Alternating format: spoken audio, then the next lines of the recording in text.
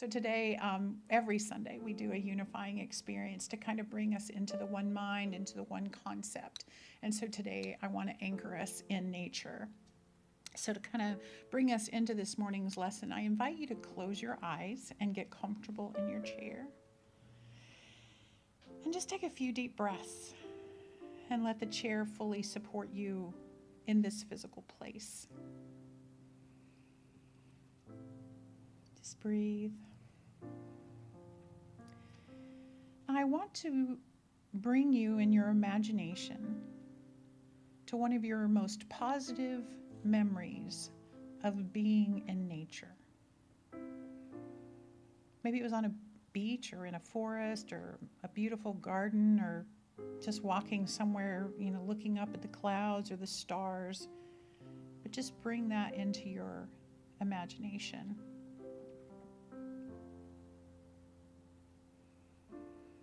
Just notice the vastness of the nature around you in your mind's eye. Notice the plants that are present in your imagination. What season of the year is it? Temperature is it? Is the air warm or cool? Is it still or is it moving? What other natural elements are part of this place in your mind? Is there water nearby? Are there animals present? How are you aware that the different elements blend together to create balance and order in a moment of oneness?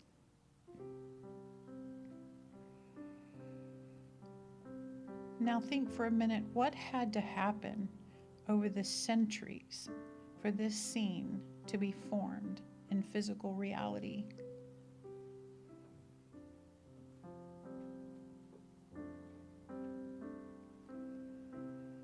And what feeling arises in your heart and soul when you imagine being in this place? Is it appreciation? Is it love? Peace? Tranquility? Joy? Something else? I invite you to get that word in your heart and just hold it there. And sit in this beautiful place and listen to this song by Faith Rivera.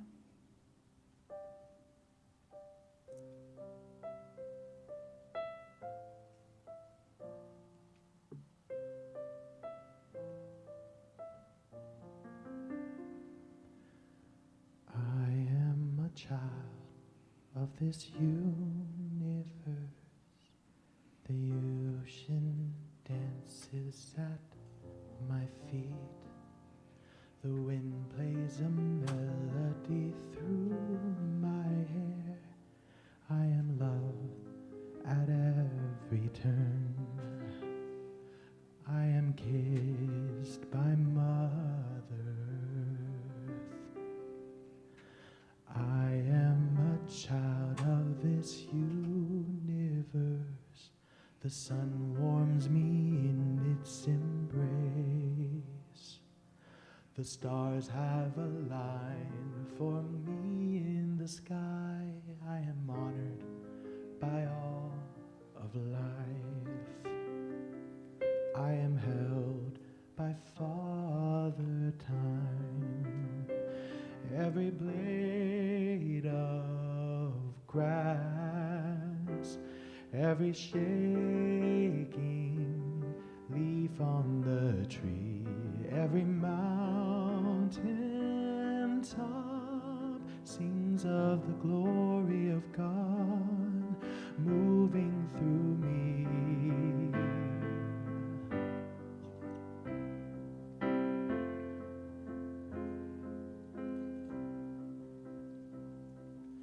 I am a child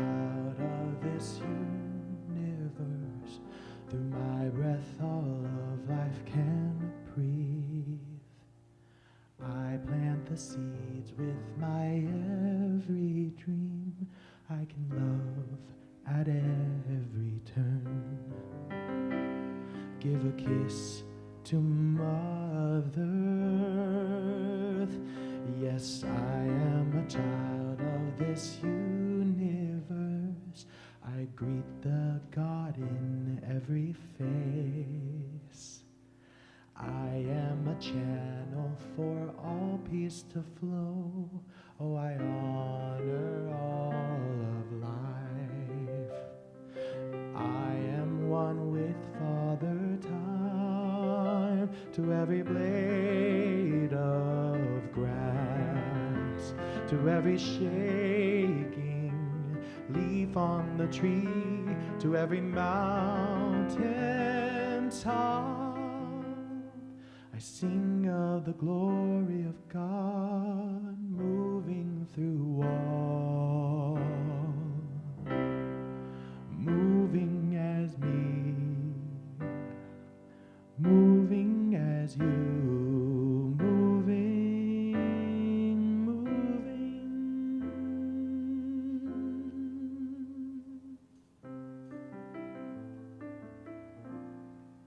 Thank you, Derek. And when you're ready, you can open your eyes. And I want you to look at someone near you and tell them what you felt, what that word was, and what kind of a place that you were at in your imagination. Go ahead. Thank you. Thank you. So I don't know about you, but when I'm in nature, I am most aware of the presence and the power and the intelligence of God itself. It makes sense to me that spirit shows up and shows itself in nature, and I can feel the presence of something divine when I am immersed in nature, can't you? You can feel that. So how many of you were picturing a beach? I'm just curious. We live in Florida. There's a lot of beaches. How about mountains, forests, something else completely? Awesome. Well, I led you, through this experience to mindfully awaken your appreciation of nature as a divine expression in our existence. As a part of this physical existence on the planet, we're kind of naturally drawn to our earthly home. And if you're like most people, you kind of crave time away from everything man-made and you just want to get into nature. So when you think back to the place where you imagined, try to imagine what was that particular place like 50 or more years ago? Did you ever go to places like you just imagined as a child? And are things different now? Has the place changed? Or have you changed? Or has the world around the place changed? So I'm going to talk about 3 examples from my own life in comparing experiences, and let's see if you can relate to what I'm going to talk about. So first, I'm going to talk about a mountain experience. So several of you thought about that. So I grew up in Colorado, and my parents and my grandparents loved to camp. We had one of those cab-over campers, those campers that kind of attach to the back of a truck. And I camped with that, and we would kind of go up to this mountain lake where we would hike and fish and cook over a campfire and all the really traditional ways. And I have some slides to show you. So this is Honholtz Lake, which is where I used to go with my family in this little lake up in Wyoming. And the air was fresh and the lake was very, very, very clean. But what I loved the most about being up there was how dark the night was. The sky was so dark, and I remember lying in a sleeping bag outside and looking up at the Milky Way because you could see all the stars. And all of that was about 50 years ago, and there's a little picture of me as a little girl. I went and found it. There I am sitting there up in the mountains near Honholtz Lake. So I think I'm about, 6 or 7 there. But anyway, so mountains. So recently, so that was back then, recently I actually co-owned a vacation house up in North Carolina up until a few years ago when we sold it. But whenever I was there, I would kind of remember my mountain memories as a child. But things were very different 50 years later. First of all, there were many, many more people around the gorgeous natural resources of the lake up there, the waterfalls, the forest. There were always people. And there are more houses on the mountainsides and there are more boats in the lake. And so this is a picture of Lake Glenville. Hopefully that's the lake that was down from the mountains where we had the house. And with all the people and the houses up there, there's simply less darkness there's less darkness, and the stars are harder to appreciate. And solitude is up there is only found on a long hike or into the woods or whatever. But even then, you're going to meet up with other people. But if I stood on the deck, on the porch of the house, there was a way that I could stand and position myself where I couldn't see anything man-made, but I had to work at it. I had to work at trying to get all the lights and everything out of my vision, but I was just longing to be immersed in nature. So that's kind of 50 years ago in the mountains and 50 years now in the mountains. My second example is a beach one, which will be helpful. And since I grew up out west and out in Colorado, my first memory of being on a beach, or my first time ever to stick my feet in the sand, was in 1972 when my parents brought us to Florida. My dad's parents actually lived right here in Tampa, and so he drove us from Colorado. And on the drive down, when we crossed over from Alabama into Florida near Pensacola, Rebecca's mom, Robin's here from Pensacola, so you're going to relate to this. I stepped out onto the beach in Pensacola, and there's a picture of us on the beach as kids. That's me and my brothers. And look, I want you to look at the beach, okay? Look at the beach. Because I remember playing in the sand and splashing in the Gulf with my brothers, and we were looking for seashells, and we found all these beautiful things, and I just fell in love with the whole beach thing, and now I live here, right? So, but I wouldn't return to that particular beach for a very, very long time. I got invited to speak at Unity of Pensacola, and I got to go back to that beach. And my experience of the beach changing is similar to that of the mountains changing. This is a current picture of Pensacola Beach.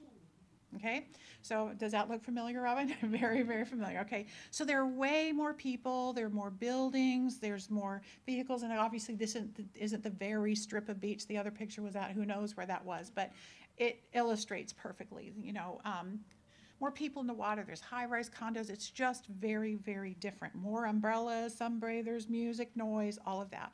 And I had to walk quite a distance down the beach to find solitude. You have to almost seek it, right, and get there. So my third example has to do with caves, okay?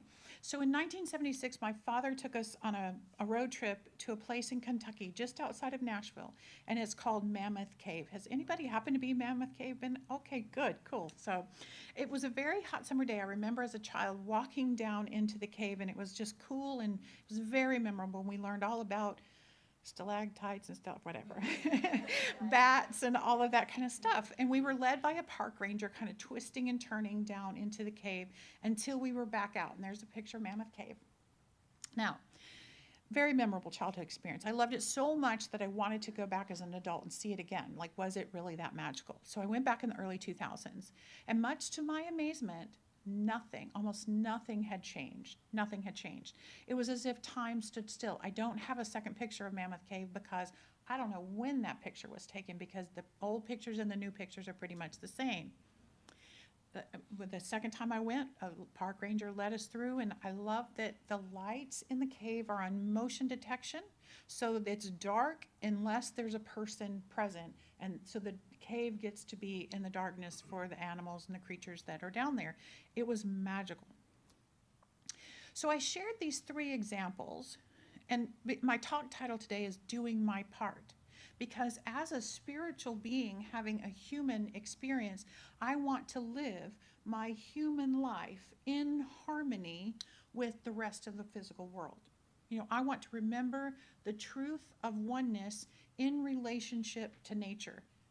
So basically, I want to live, but I want to allow nature to live too, because part of my loving my life is loving the place where my life takes place, right? So here's what I know about nature and oneness. Every single element is important to the whole, or it wouldn't be there, right? For life to occur, everything has to work together to sustain it. Because when one element goes kind of haywire, life is harder to sustain, right? Just think about your own body. If one cell in your body starts going wackadoo, the rest of your body is going to get off balance too. It has this ripple effect throughout your body. If one part is in pain, trust me, the rest of you is impacted. And nature's the same way. Nature's the same way. So if we go back to my 3 examples and we just focus on one aspect of each one of them, let's see if we can illustrate the point of oneness and see if we can also think about doing our part. So it's not a big surprise that the biggest change in all of the years between the 2 experiences I had with mountains, the beach, and caves is the growth of the human population. And I looked this up. From 1970, when those things were occurring, to 2020, the United States grew by more than 128 million people. So with that many more of us, so many changes impact nature. So first, the mountain setting. You know, one of the biggest changes in the past 50 years in the mountains is the presence of artificial light, okay? It's a problem in any setting, actually, but I became aware of it in relationship to my experiences in the mountain. And more people being around generates more artificial light or light pollution, right? It disrupts this natural patterns of wildlife. It affects, obviously, our sleep. It increases carbon dioxide in the environment, and it definitely obscures the night sky. So the bottom line is that lighting up the night is one of the ways that humans disrupt life. And I came to learn about this from research. We were asked to consider dark sky light fixtures at our house up in North Carolina. So we changed out all of our outdoor fixtures to be dark sky supportive, which is lights that face down so that they're not spreading light pollution. They're where you need the light where you can walk and be safe. You don't need the light up in the atmosphere. So we did that, and then we started limiting the amount of time our outside lights were on timers so they would go off as quickly as possible. And we actually diminished the use of lights inside the house. We really wanted to give the nature around us kind of a break, right? So that was just one way we could just have a slight impact. And I would invite you to think about that in your own lives. Do dark sky lighting if you can. So now let's look at the beach, okay? So what's the most important element at the beach? Water, right? Water. So unless you've been living under a rock, you probably know that our oceans are really struggling with the use of plastics and how much plastic we use. And there are a multitude of organizations working to eliminate plastics in our ocean, but I'm not an expert on the subject. But I knew I wanted to do something. I wanted to do my part. And there were many of us here at the center that wanted to do something to reduce the amount of plastic that we use. So right before the pandemic, actually, we began an initiative to be more plastic mindful here. And we stopped providing small bottles of water. We used to give out small bottles of water, but we realized we were generating too much plastic in that way. So we went to a water dispenser, and if you don't know there's a water dispenser out there, there is. Bring your own bottle, get your water. We have little paper cups. But we're not perfect, but we're trying to do our part to make a positive impact for our beaches that we all love so much. And if we look at the cave example, the most important part of that one is this. The cave is in a national park. It's in a national park. And it became Mammoth Cave became a part of the national park system in 1924. So it began long before I ever visited it there.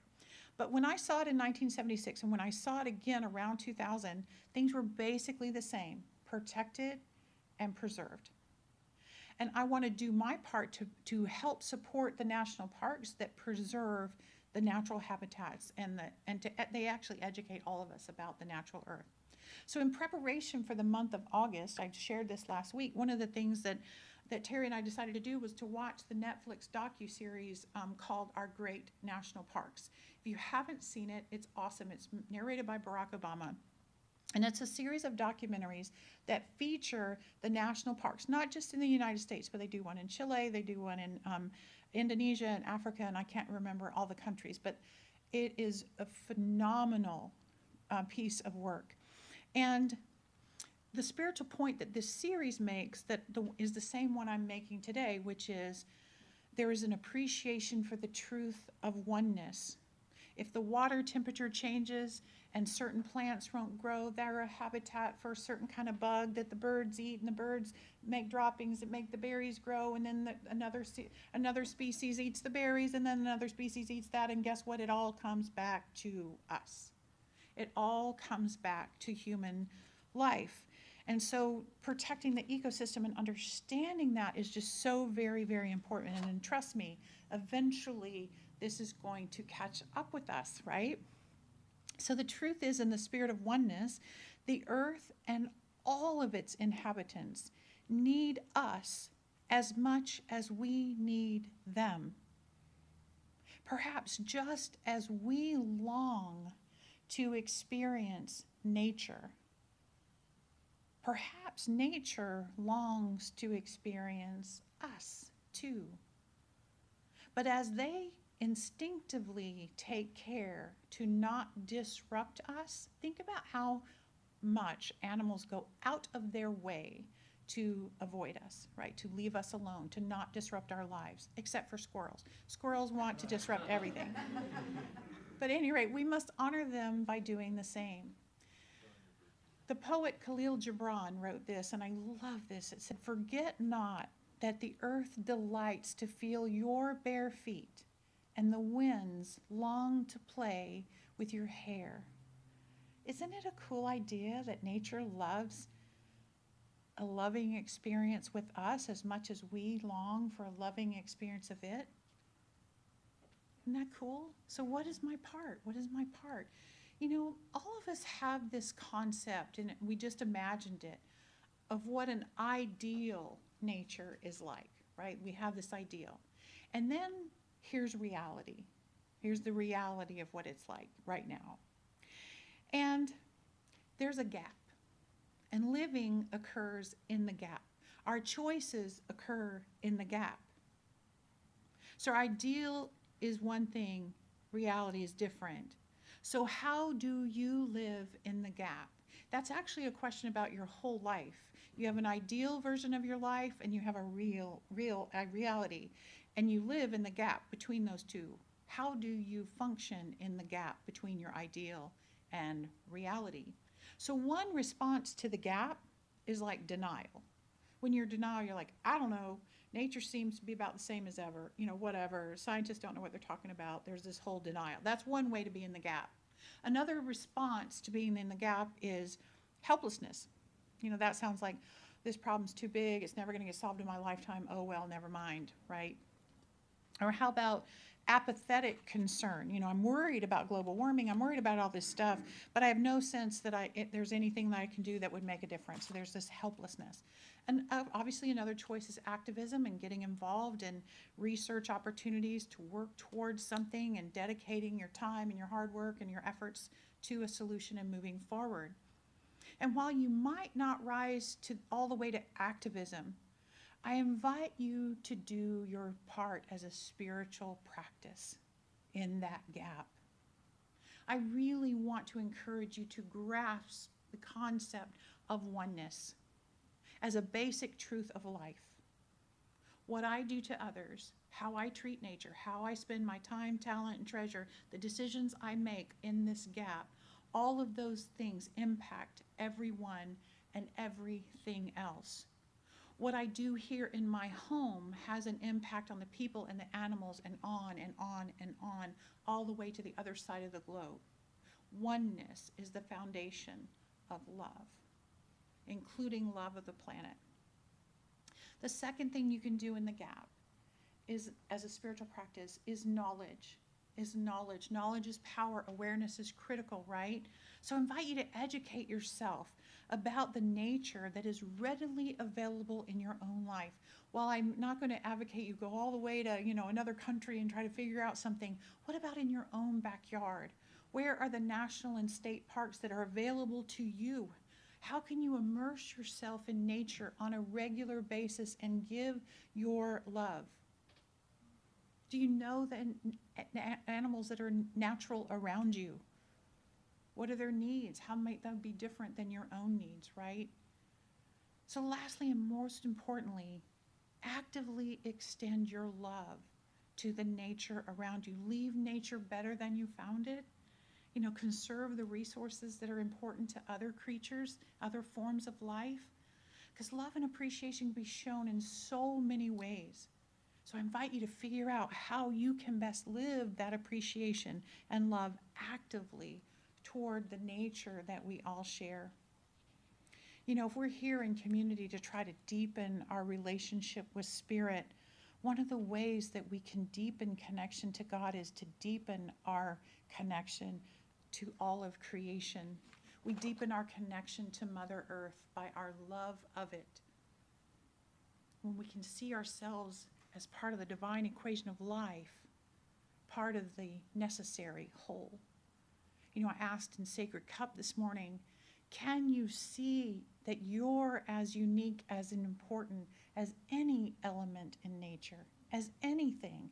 You are just as special and just as precious. Ernest Holmes wrote this in this thing called You. He said, I am guided by the same intelligence and inspired by the same imagination which scatters the moonbeams across the waves and holds the forces of nature in its grasp. What we do to and for our planet and life, we do to and for ourselves and to and for each other. Reverend Michael Beckwith suggests this. Silently repeat to yourself, I forgive myself for any ways in which I knowingly or unknowingly caused hurt or harm to any living being or creature. I forgive all.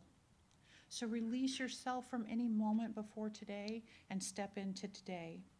And I love what Maya Angelou says, and it's not on a slide. When you know better, you do better, right? So may we always appreciate our earthly home. And I invite you also to return to the place that you imagined at the beginning of the lesson. Go back there. Revisit that place as soon as you can, or someplace like it, and take note of what it needs to be its most magnificent place, and do your part of returning it to that. Because you know what? Sometimes you don't know what you've got until it's gone. And Derek's going to remind us of that in the next song. And so it is.